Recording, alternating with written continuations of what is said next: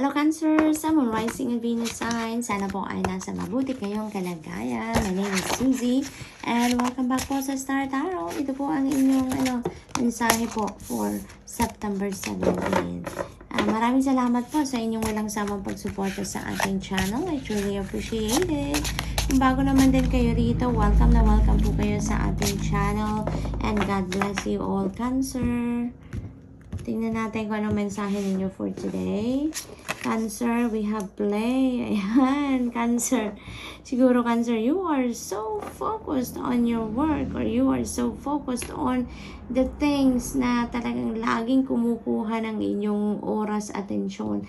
Like trabaho, like obligasyon, responsibilidad sa pamilya, and other things, no?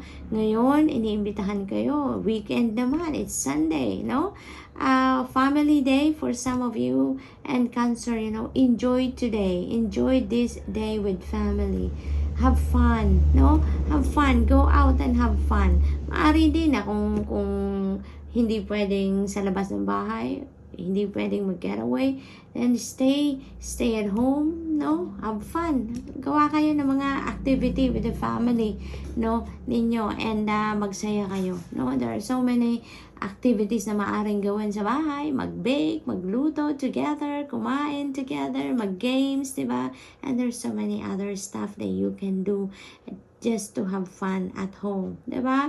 Mag-ano kayo ngayon, magpahinga, no? Magpahinga. Ipagpahinga ninyo ang iyong katawan at ang inyong isipan, no? From work, from your hustle and bustle, and enjoy ka muna. Embrace your inner child sa ngayon. Enjoy mo ang weekend mo. I-enjoy mo yung oras mo with the family sa ngayon, no? It's time to play sa Cancer. Para maiba naman, 'di ba? Ang ninyo, mga ginagawa ninyo. Take a break. Take a breather, kumbaga. So, we have fire. Ayan. So, maaring ang iba sa inyo dito, nakakaramdam na naman ngayon ng alam mo ninyo, Cancer, natatawa ako. Pasensya na kasi nararamdaman ko yung sipag ninyo. Alam mo ninyo, parang hindi kayo kasi nauubusan ng idea. Hindi kayo nauubusan ng gustong gawin. Parang wala sa ninyo eh. Wala sa isip ninyo yung talagang mag-break muna sa pag-iisip ng diskarte sa buhay, ng pagkakakitaan, yung ganun. Kaya sobrang sipag ninyo, Cancer. Believe na believe ako sa inyo talaga. And ngayon, sa pagtingin ko pa lang ng fire na to, parang nararamdaman ko na naman dito na meron na naman kayong iniisip. May bagong naman kayo discarding naiisip on how to earn money, make money na naman sa ngayon. Meron na naman kayong siguro panibagong racket na naman yan, panibagong negosyo na naman yan naisip ninyong pasukin, or other things, no? May naririnig din akong passive income. So, maaaring may iniisip na naman kayo, or maaaring may pinag-aaralan na naman kayo ngayon on how you are going to earn income or earn money through passive income, no? Income generating na kung ano man yan. So talagang unstoppable kayo, Cancer. Napakagaling ninyo, napaka-madiskarte ninyo talaga. Kaya you know what, Cancer, kaya kayo laging binibless ng Panginoon, ng Divine Universe, no? Na kung ano-anong magagandang bagay, pangyayari, sitwasyon sa buhay ninyo. Dahil napakasipag ninyo. You are always thinking of creating something new sa buhay ninyo, lalong-lalo na yung pag-create ninyo ng prosperity and abundance for yourself. Napakagaling ninyo dyan sa bagay na yan. Kaya naman, lagi kayong sinusuportahan, lagi kayong binibless, no, ng mga opportunities and other magagandang bagay, no, para na masuportahan kayo sa doon sa mga balat ninyo, sa mga plano ninyo. So, we have independent. Yeah, you are very independent. No? You are very independent. You are very resilient. You're self-reliant. Ganun kayo, Cancer. Mabubuhay kayo kahit saan.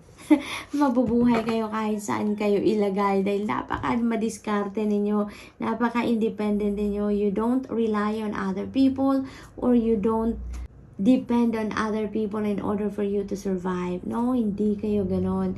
Kayang-kaya ninyo ang sarili ninyo, kayang-kaya ninyong buhayin ang pamilya ninyo by yourself. Yung ganon kayo kagaling, ganon kayo maabilidad, madiskarte, yung mga ganon, ano? And hindi lang yan, hindi lang dyan kayo magaling. You are also a natural healer. You know, marami kayong natutulungan, no? Marami kayong nabibless na ibang tao then through your healing powers, no?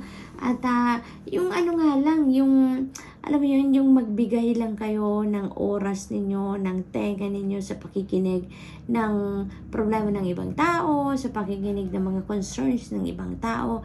That is very healing, you know, at napakalaking tulong yan na ginagawa ninyo for other people. Kasi you are also water sign, no, Cancer, kaya napaka-intuitive, napaka-sensitive ninyo, and you are also a very compassionate person.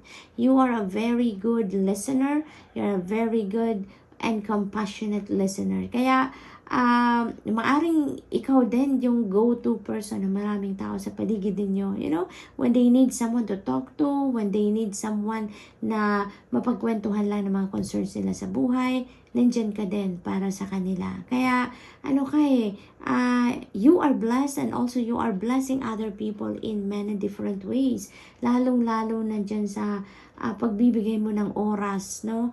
And presensya ninyo para lang sa pakikinig, no, sa mga problema ng ibang tao when they reach out to you, Cancer. Kaya you are really going to be blessed even more, no? So Cancer, that's all I have for you for today. I hope nakatulong ang mga mensahe ito in some way. Thank you for watching. Love and light. Namaste. Hello, Scorpio, Sun, Moon, Rising, and Venus sign. Sana po ay nasa mabuti kayong kalagayan. My name is Susie, and welcome back po sa Star Tarot. Kung bago naman po kayo rito, welcome na welcome po kayo sa ating channel. Napakalaki po ng card deck natin ngayon. Kakaloka i-shuffle, no? So, tignan po natin kung ano yung mga mensahe ninyo for today, September 17, Scorpio. God bless you all, Scorpio. Maraming salamat sa inyong pagsuporta sa ating channel, no? Okay, paunang mensahe ninyo, authentic. Wow. Authenticity is screaming ngayon sa inyo, Scorpio. Maaring ito na yung panahon that you are really going to embrace the real you, no?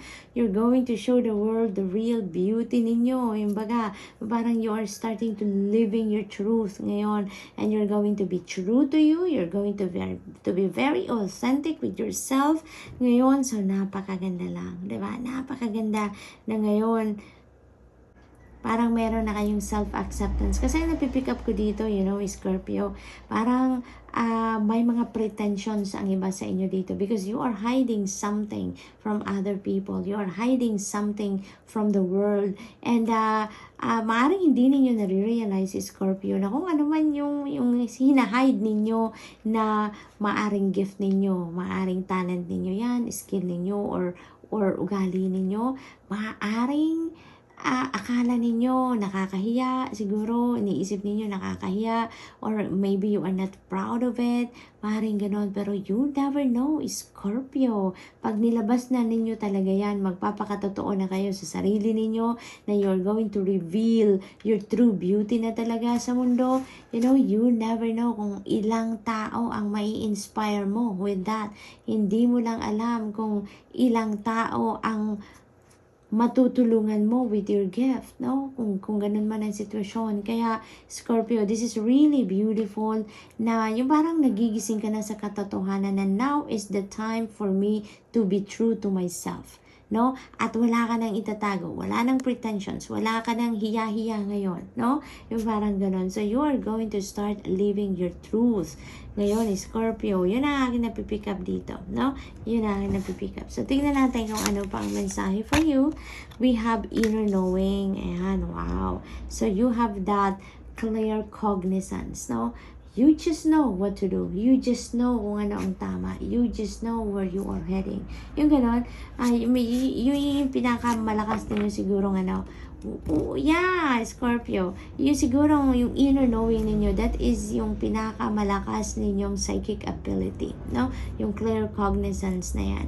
Kasi you are a water sign and you are very, intuitive, you're very sensitive, and at the same time, yung other psychic abilities ninyo are always on point. Gising na gising lagi, Scorpio. And one of those is your inner knowing. No? Napakagaling, napakagaling. Kaya, alam mo kung saan ka papunta. Alam mo kung ano ang best para sa iyo. Alam mo kung ano yung makakabuti para sa iyo. You know? Kasi, alam mo, you just know. You just know. Meron kang napakalakas na psychic ability na inner knowing. No?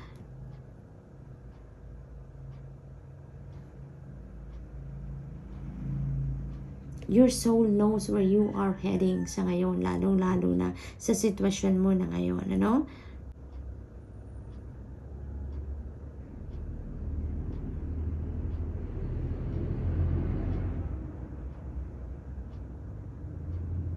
So, tignan natin kung ano pa ang ganap dito for you, Scorpio. We have Protector. Very beautiful, no? Kasi, maaring narinig mo na ba yan, Scorpio, sa ibang mga taong nakakausap ninyo na tinatawag ka nilang you're an old soul, no? Kasi, you are an old soul. Yun ang sinasabi ng card na to. You are an old soul. Siguro din dahil, Scorpio, you've gone a lot of experiences in life, no? Even before pa, no? Marami ka nang pinagdaanan sa buhay. You've learned a lot of lessons. Ang dami nang naipong wisdom, no? Sa sarili ninyo. Kaya naman, parang ang tagal-tagal nyo nang nabuhay sa mundo. Parang ganun ang dating. And the way you converse with other people, the way na makipag-usap ka sa ibang tao, napakagaling mo sigurong mag-advise, napakagaling mong magbigay ng insight, no? Kaya maaring tinatawag ka talaga ng iba dito na you are an old soul. Kasi parang ancient times pa. Kasi parang ang tagal-tagal mo nang nabubuhay sa mundo. Sa dami na ng experiences ninyo sa buhay, no? Sa dami na ng learnings ninyo sa buhay. So parang ganun ang ganap dito for some of you. Napipick up ko rin dito na you are very loving, no? You are very loving. At yung pagmamahal ninyo, lalong-lalo na sa mga kapamilya ninyo, kung mayroon na kayong mga anak din or sarili, may asawa na din kayo, you are very protective of them, no? And kahit pick up ko dito, most of you siguro, Scorpio, you're already a nanay, no? Maybe you're already a mom or a dad dito, that you are very protective of your children, very protective of your family. Yun din ang aking napipick up dito, no? Na gusto ninyo, yung as much as possible, yung gusto ninyo, yung parang nirarap around ninyo ng inyong pagmamahal and protection ang bawat isa sa pamilya ninyo, no? Yun ang sitwasyon na napipick up ko dito. And if you are not a mom, if you are not a dad, no? Ganun pa rin kayo. You are very protective of the ones you love, no? Very protective kayo of your loved ones, no? Yun ang aking nakikita dito, na talagang kayo, you want to always take care of everyone in the family. Yung ganon, you always want to make sure na everyone is safe, everything is safe. Yung mga ganon ba? Ganon kalaki yung pagmamahal ninyo, no? Ganon kalaki ang pagmamahal ninyo sa mga mahal ninyo sa buhay, Scorpio. So, Scorpio, those are the messages that I have for you for today. I hope nakatulong ang mga mensahe ito in some way. Thank you for watching. Love and light. Namaste. Hello Pisces, Sun, Moon, Rising, and Venus sign. Sana po ay nasa mabuti kayong kalagayan. My name is Suzy and welcome back po sa Star Tarot. Ito po ang inyong daily messages po for September 17. Maraming salamat po sa inyong muling pagbisita sa ating channel. I truly appreciate it. Kung bago rin po kayo rito sa channel natin, welcome na welcome po kayo rito. Thank you and God bless you all po. Napakalaki ng card deck natin ngayon. Hirap i-shuffle. Okay, but I was called to use this deck sa ngayon. Matagal-tagal ko na itong hindi ginagamit, pero I was guided to use this today. So, ito siya. Protection, Pisces. Napakaganda ng paunang mensahe ninyo kasi parang ano kayo, no? Parang you are the protector of the family. No? Yan akin napipick up dito. You make sure dito, Pisces, na laging safe ang lahat, no? Material possessions niyo, you're making sure that everything is safe, yung mga mahal niyo sa buhay, yung lagi kayong yung parang kayo yung tipong lagi nagpapaalala sa kanila, no? Na mag-ingat kayo lagi, na alagaan niyo ang sarili niyo, yung mga ganon. So, yun ang akin napipick up dito. You are very protective of your loved ones dito, no? So, tignan natin kung ano pa ang ganap dito for you. Ano pa mga mensahe for you. Rebirth. Wow, beautiful. Beautiful transformation ang parating sa inyo dito, Pisces. Maaring may mga pagbabago dito on a personal level, no? Maaring personal transformation ang unang mangyayari dito, ang una ninyong gagawin. You're going to reinvent yourself ngayon, no? Parang meron ditong personal development na maaring gagawin ng iba sa inyo. Maaring meron din dito kayong iniisip na paglilinis ng inyong energy field, no? Maaring ganon. So, may mga decluttering din siguro na gagawin ng iba sa inyo dito. Pisces, in and out, no? In and out. Maaring may mga decluttering kayo na gagawin sa isip ninyo, sa damdamin ninyo, and sa physical space ninyo. So, maaring may mga ganon. You are trying to create something new environment, kumbaga, sa sarili ninyo ngayon, in and out, no? So, talagang ano kayo ngayon, on the road to creating change, no? Sa panloob ninyo at sa panlabas ninyo, no? So, this is really beautiful. So, tignan natin kung ano pang mensahe para sa'yo. We have independent. Wow, galing ni Pisces, no? Talaga namang you are really very confident of yourself, very confident of your capabilities ngayon.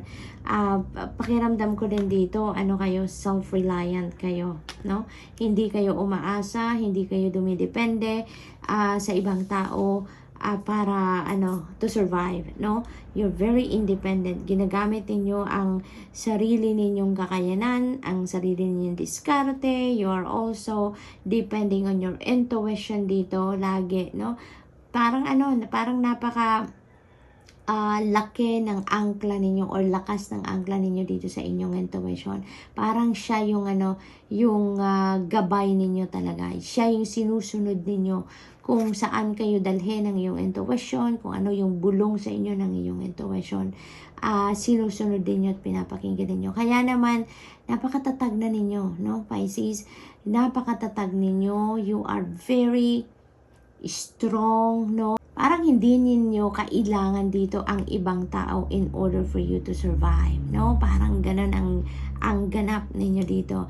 You can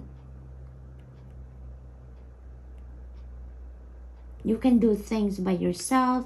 Makakapag-discarte kayo by yourself. Yung mga ganun ba? Kaya mag-aano kayo dito, no, Pisces? Magtatagumpay kayo sa kahit anuman ang gagawin ninyo. Sa kahit anuman ang plano ninyo sa buhay. It's because, equipped ka. You have that inner strength, you have that resilience, independence, courage, no? Sa kalooban ninyo, sa sarili ninyo. Kaya naman, kahit saan kayo ilagay, magsusurvive kayo. Kahit saan kayo dalhin, mabubuhay kayo. Yung ganun ba? So, that's really beautiful, no?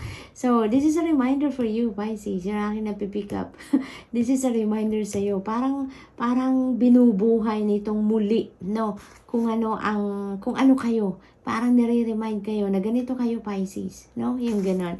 So, that's all I have for you for today. I hope nakatulong ang mga mensaheng ito in some way. Thank you for watching. Love and light. Namaste.